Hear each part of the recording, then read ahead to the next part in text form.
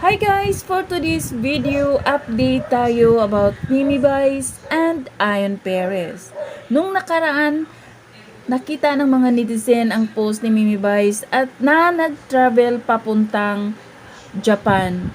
Nang dahil doon, maraming nag-aalala na mga fans at mga nagmamahal, mga supporters ng Vice Ion. Kasi nga, hindi nga nakita ng mga supporters si Ion nakasama si Mimi Vice.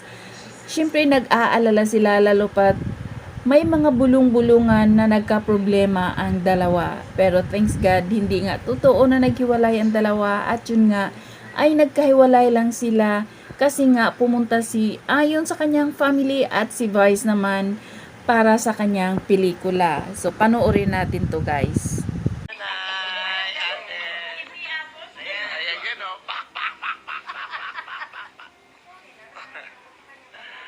Yay! Love you! Nanay! Nanay Pantay. Hi! Hello! Elevator video. Ganda. Ay. Tayo rin nakikita. Reflect pa. Parang isa na pala yung view din. News to you, my very handsome chef for tonight. Sabi.